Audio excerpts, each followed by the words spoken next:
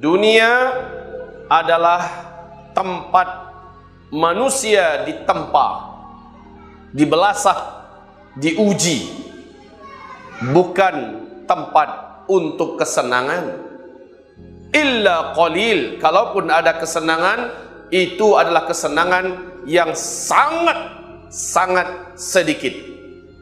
Dan kesenangan itu pun sifatnya ghurur. Wa mal hayatud dunya illa mata'ul ghurur.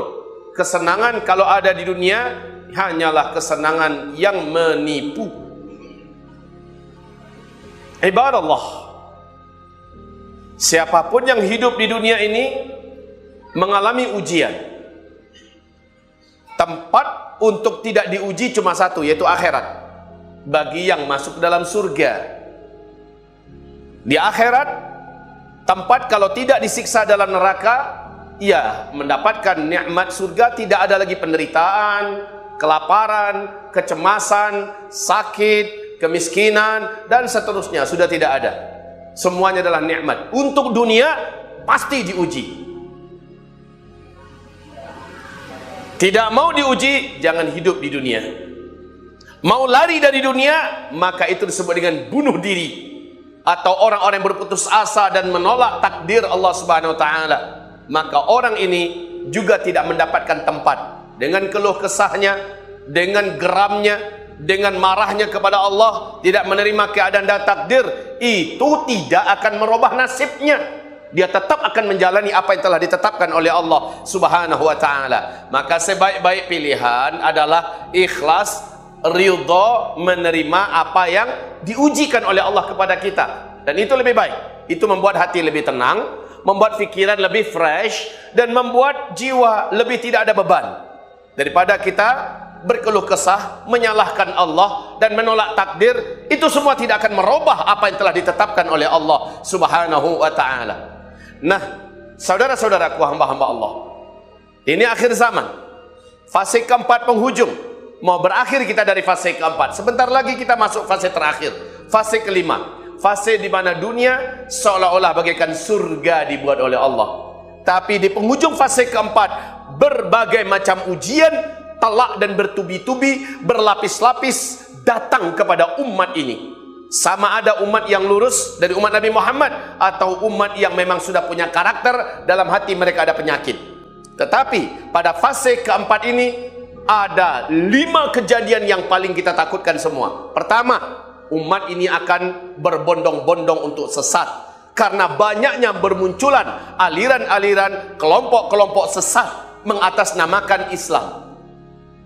Maka bila jauh dari ulama, jauh dari ilmu, dan tidak mau dalam majelis-majelis ilmu, orang ini punya berpeluang besar untuk menjadi sesat. Yang kedua, pada fase ini, di mana seluruh kemaksiatan, seluruh fasilitas-fasilitas dosa di backup, di backingi, disiapkan, dan ini menjadikan umat akan sangat banyak menjadi umat yang fasik. Kenapa? Mereka cenderung kepada dosa-dosa dan maksiat. Fase keempat ini sangat banyak umat Nabi Muhammad yang terjerumus dalam perbuatan kefasikan, yakni maksiat demi maksiat, dosa demi dosa. Lalai dengan ibadah dan terperangkap dalam perangkap-perangkap setan jin dan setan manusia. Yang ketiga, pada fase penghujung keempat ini, saudara-saudaraku, hamba-hamba Allah yang kami muliakan, sangat banyak muncul kemunafikan. Orang-orang yang zahirnya Islam, sementara dia berpihak pada pemikiran liberal, pada pemikiran sekuler, pada pemikiran-pemikiran yang anti kepada ajaran Islam, anti syariat Islam, menentang perjuangan dakwah, menegakkan amar bil ma'ruf nahi anil munkar. Mereka yang di garis terdepan untuk menghadang dakwah, untuk menyalahkan amar bil ma'ruf nahi anil munkar, dan untuk meramikan masjid-masjid Allah. Mereka yang paling terdepan untuk memfasilitasi berbagai macam kemaksiatan. Mereka yang di garis terdepan untuk menghadang para alim ulama, para da'i-da'i rabbani, para khutaba, para ustad-ustad. Mereka di garis terdepan yang akan memfitnah, yang akan menjerumuskan dakwah ini dalam kesulitan dan hadangan demi hadangan. Pada fase keempat ini kemunafikan muncul di mana-mana, dan orang-orang munafik, baik tokoh-tokohnya, baik para kiai-kiainya, akan diberi panggung untuk berbicara seluas-luasnya di media-media massa. di koran-koran, di televisi-televisi mainstream dan sebagainya, baik di Indonesia atau seluruh dunia yang lain. Dan ini ujian tersendiri bagi orang-orang beriman yang teguh, orang-orang beriman yang tegar dan sabar dalam dakwah, istiqomah dalam meniti jalan siratal mustaqim, berhadapan dengan orang-orang munafik ini.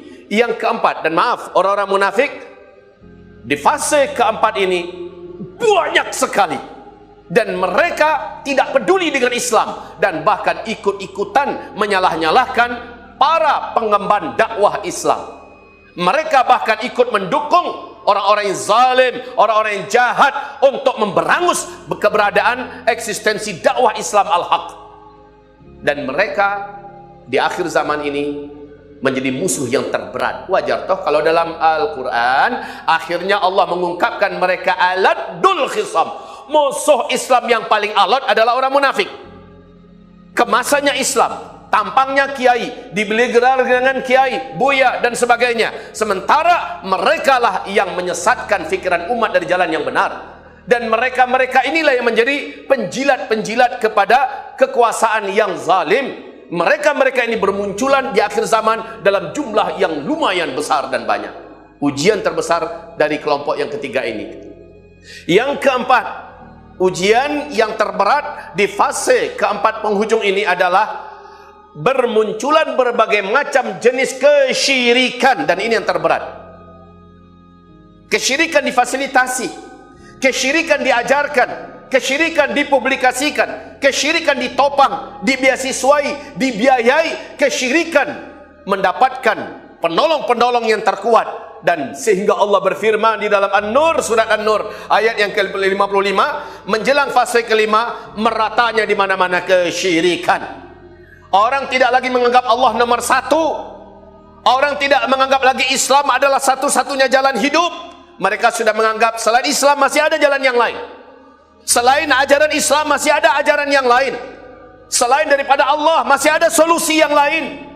Sehingga ketakutan manusia kepada selain Allah seperti takutnya mereka kepada Allah, bahkan lebih lagi. Banyak manusia, wa minan nasi, dan di antara manusia ada yang sangat takut kepada manusia ka khasyatillah, seperti takutnya mereka kepada Allah Subhanahu wa taala. Au asyadda khasyah, bahkan lebih lagi takut kepada selain Allah daripada kepada Allah. Hari ini betapa banyak orang yang takut dengan kekuasaan. Orang-orang yang berkuasa, orang yang punya senjata, orang yang punya power. Sangat banyak orang yang takut dengan penyakit, sehingga dia akhirnya meninggalkan kewajiban-kewajiban agama. Ada itu kaum muslimin. Dan kitalah yang menilai diri kita, apakah mensyirikkan Allah? Apakah kita menganggap ada selain Allah yang mampu melakukan apa yang bisa dilakukan oleh Allah Subhanahu wa ta'ala? Memberi rezeki, menghidup dan mematikan, dan memberikan kesembuhan. Apakah ada selain Allah Subhanahu wa taala yang pantas untuk kita ikuti ajaran-ajarannya? Apakah ada selain Allah Subhanahu wa taala yang pantas kita harumkan dan kita junjung tinggi syariatnya?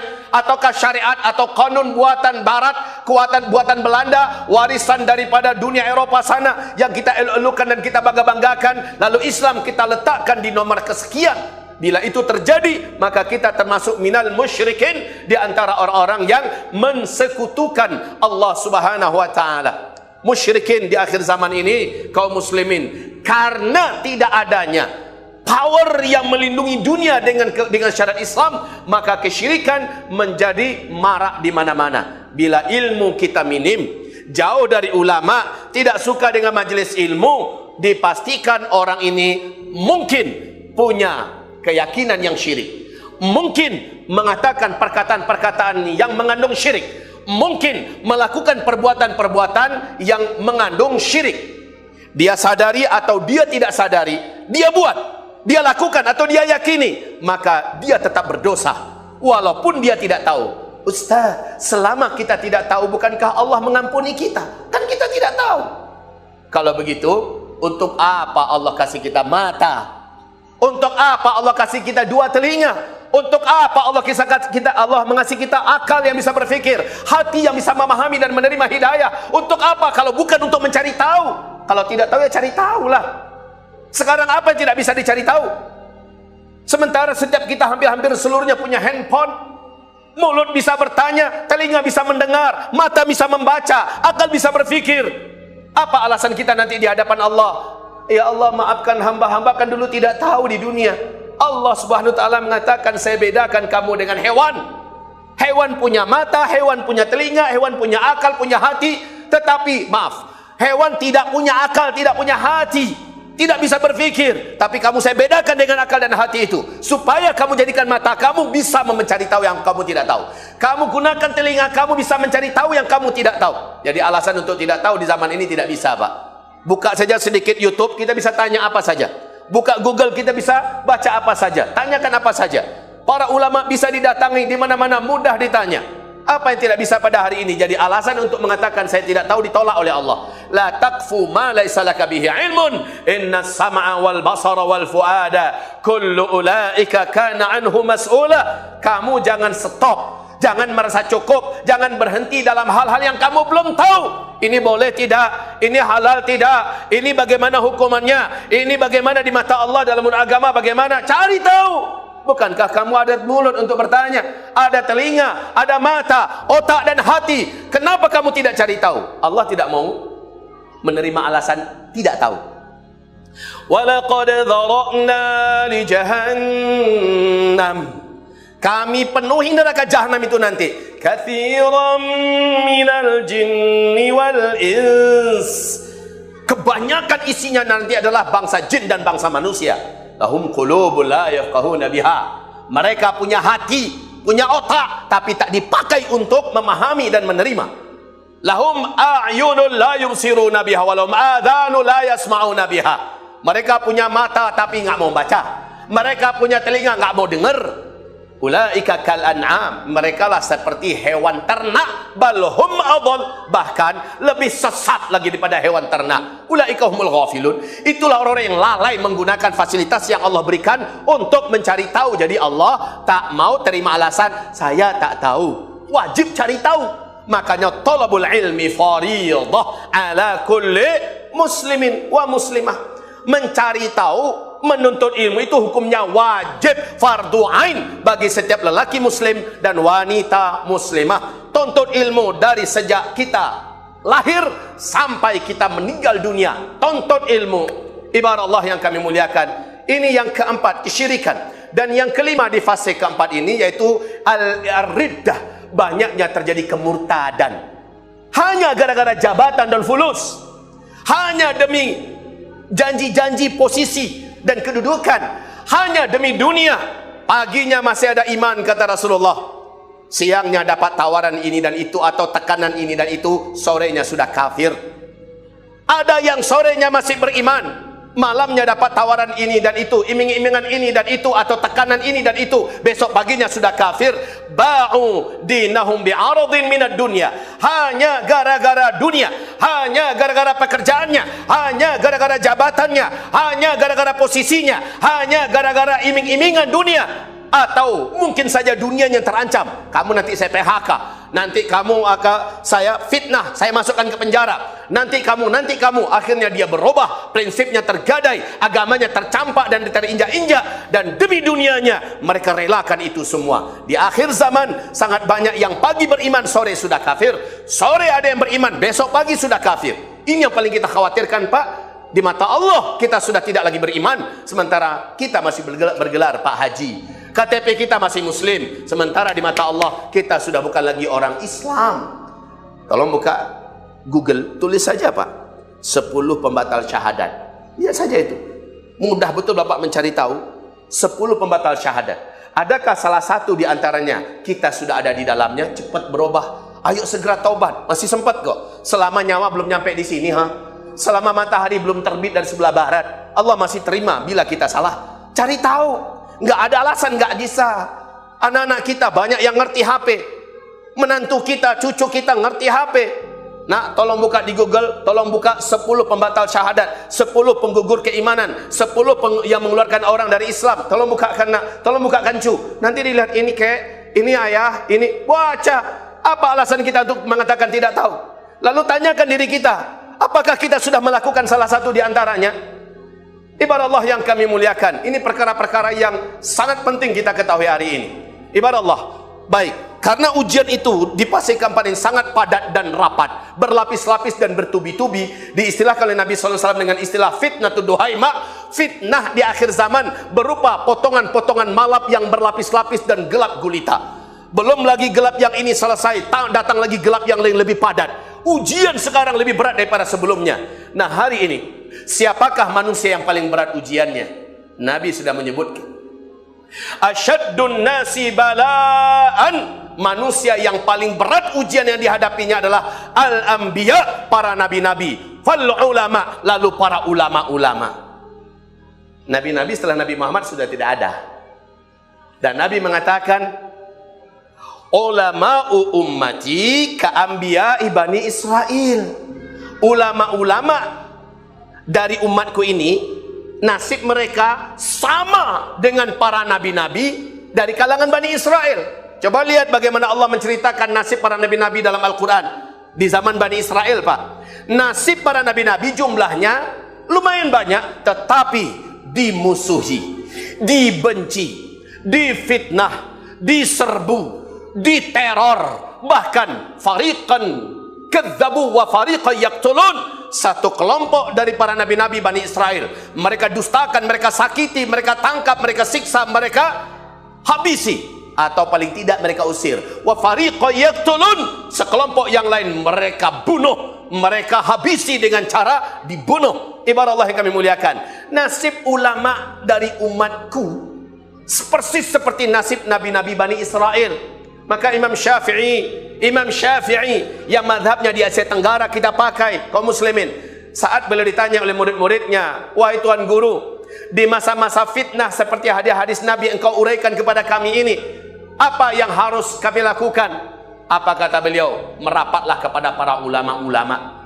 Maka apa pertanyaan muridnya berikutnya? Wahai Tuan Guru, sangat banyak ulama-ulama, yang ulama mana yang akan kami dengar? Ulama mana yang akan kami ikuti? Apa jawaban Imam Syafi'i? Ulama yang harus kamu ikuti, ulama yang harus kamu dengar, ulama yang harus kamu percayai, kamu patuhi adalah ulama-ulama di mana ujung-ujung senjata fitnah dari orang-orang kafir dan orang munafik banyak ditujukan kepada mereka. Siapa saja ulama yang paling dibenci oleh orang-orang kafir, oleh orang-orang munafik, maka itulah ulama yang harusnya kamu dengarkan, kamu patuhi, kamu taati mereka. Ibarat Allah yang kami muliakan, di akhir zaman ini kita sudah mengerti, kita sudah paham kemana arah pernyataan Imam Asy-Syafi'i ini. Dan ini ujian. Soalnya kenapa? Kalau kita tidak menyimak dan mengikut kepada para ulama-ulama warathatul anbiya ini di akhir zaman, maka khawatir kita 5 keterjerumusan tadi, kita akan masuk ke di antara mereka. Pertama tadi adalah kefasikan, kedua adalah kesesatan, ketiga adalah kemunafikan, keempat adalah kesyirikan, kelima adalah kemurtadan. Seluruhnya adalah ancaman yang paling membahayakan nasib kita di akhirat, karena nasib kita akan berujung dengan neraka jahanam jika kita tidak mau merapatlah dengan para ulama. Syekh Abdul Majid Az-Zindani, seorang ulama besar dari negeri Yaman, dalam kitab beliau Zawahiru Dha'fil Iman, fenomena melemahnya iman, beliau mengatakan, ketika engkau menjauh, ketika engkau tidak rapat dengan ulama-ulama Rabbani yang lurus, ulama-ulama yang tidak mencari dunia, ulama-ulama yang tidak takut menyampaikan kebenaran, ulama-ulama yang siap berhadapan dengan kekuasaan, kalau memang itu kekuasaan yang zalim, dia tetap akan menyampaikan dan menyuarakan kebenaran. Maka siapa yang tidak merapat kepada mereka, imannya akan menjadi lemah dan bahkan dia cenderung disesatkan. Kenapa? Karena ada ulama-ulama usul, ada ulama-ulama jahat, ada ulama-ulama yang buruk, di mana Nabi mengatakan du'atun, mereka adalah para dai-dai ala abwabi jahannam, di depan gerbang-gerbang pintu neraka jahannam. Ada ulama-ulama ini, bahkan jumlah mereka malah banyak. Mereka ulama-ulama penjilat, ulama-ulama yang tawaf di sekitar fulus, orang ulama-ulama yang berharap kepada fasilitas dunia yang diberikan kepadanya, kedudukan yang diberikan kepadanya. Ulama yang bolak-balik datang ke pintu-pintu kekuasaan untuk mendapatkan sekeping daripada dunia. Ulama macam ini di akhir zaman banyak, ibarat Allah yang kami muliakan. Tetapi kita sudah dapat iringan, arahan dan panduan seperti apa yang akan kita ikuti. Oh Ustaz, kalau seandainya ulama kami dapat ujian, otomatis kami juga akan mendapatkan ujian. Oh iya, iya.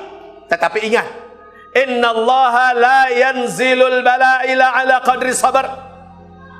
Allah tidak akan turunkan ujian kecuali dengan kadar kesabaran yang ada dalam dada orang itu. Jadi setiap kita akan diuji dengan kadar sabar yang ada dalam dada kita, Pak. Allah tuh maha tahu seberapa kemampuan kita memikul ujian. Allah akan berikan ujian sebanyak itu juga. Allah tidak akan lebihkan. La yukallifullahu nafsan illa wus'aha. Allah tak akan bebani seseorang di luar kemampuannya. Setiap ujian yang Allah berikan sesuai dengan, dan Allah maha tahu orang ini kadarnya cuma segini, maka ujiannya diberi oleh Allah setara dan setaraf dengan kemampuannya memikul ujian. Wa innallaha la yanzilur rizqa illa ala qadril maunah. Allah tidak akan turunkan rezeki kecuali sebanyak beban yang dipikulnya. Jadi kita punya beban apa dalam hidup kita, Pak?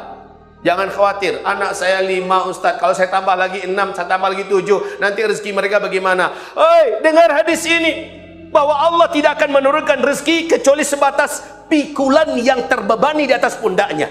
Semakin banyak, maka semakin banyak Allah berikan. Yang penting kita harus meyakini. Jadi tidak ada ujian yang di luar daripada kemampuan kita untuk memikulnya.